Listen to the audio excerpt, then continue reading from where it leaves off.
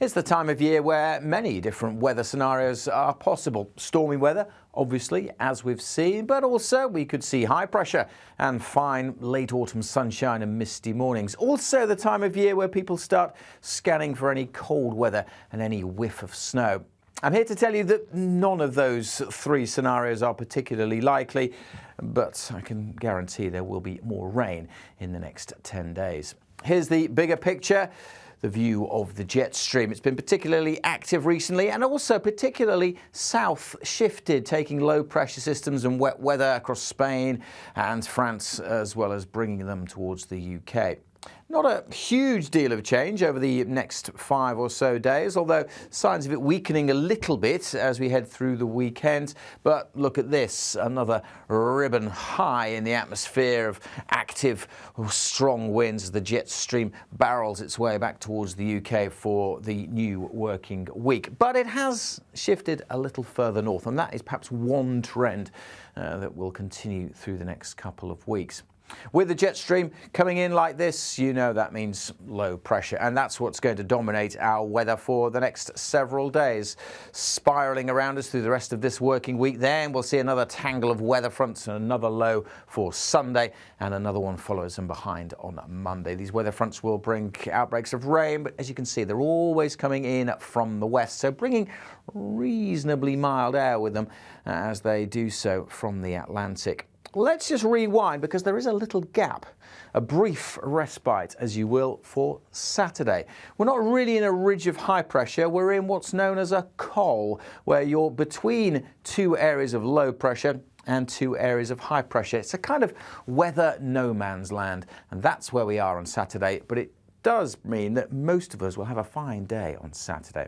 Around this low, there'll still be a breeze coming in from the north, and there's a hint of blue on the chart. There will be some frost around through this weekend, and although there'll be a few scattered showers in the west, certainly initially, many places on Saturday will have a dry and a bright day with some of that autumn sunshine.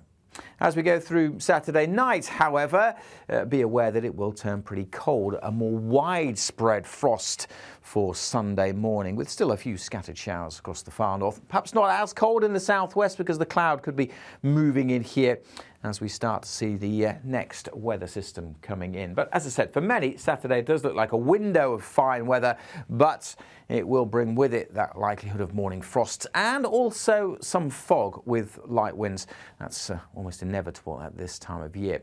So frost and fog through the course of the weekend, and then as we head out to the west, this next weather system comes in during Sunday. That will bring a spell of rain. Some uncertainty about the exact timing of this as it moves in, but most places will see some rain during the course of Sunday from this area of low pressure. And then as we saw earlier, that's followed by another one, bringing another spell of rain likely across the country for Monday.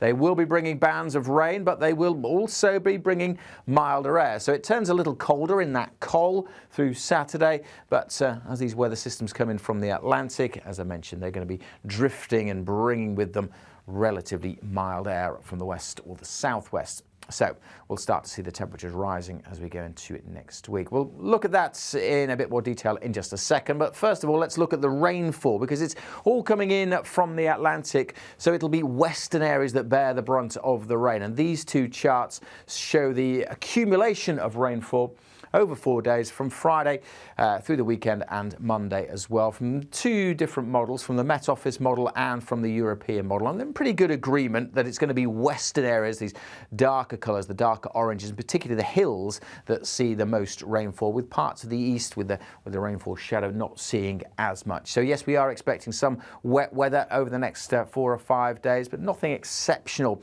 in these rainfall totals, with those western hills really bearing the brunt.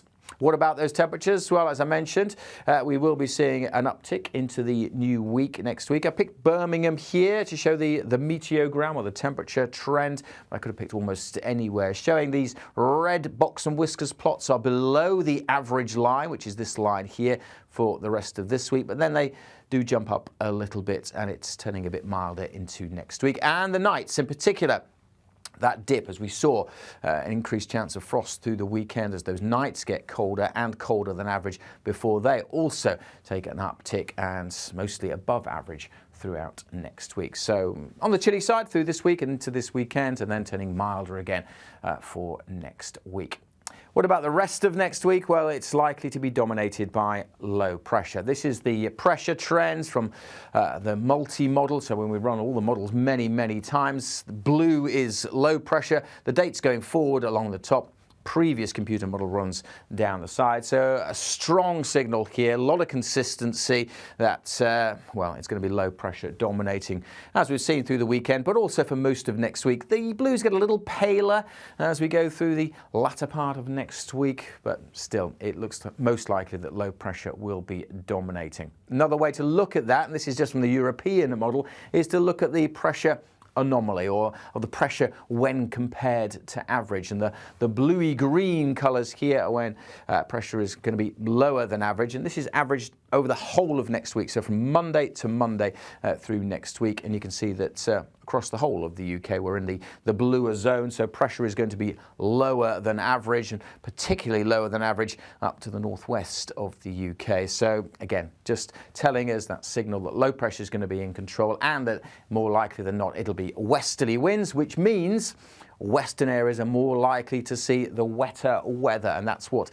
this is showing us. This is the rainfall over that week from Monday to Monday, and again it's the anomaly or compared to average. So western areas see more rain than average anyway, but this is comparing it to those averages. So the darker greens in the west just suggesting that the west will be wetter than average, even though the west is also the wettest part of the UK, if that makes sense. So yes, suggesting again that western areas will bear the brunt of the rainfall as we go through next week, and that's what you'd expect with a fairly active jet stream coming in from the Atlantic. So it looks like the weather's going to be dominated by west or southwesterly winds for most of next week, bringing further spells of rain. How strong the winds get, well, that will be determined by the exact shape of the jet stream and how it wiggles. So that's something we're keeping an eye on. But generally west or southwesterly winds bringing in spells of rain, but it'll be western areas that bear the brunt of the rain as well. And also temperatures are likely through next week to be a little bit above average.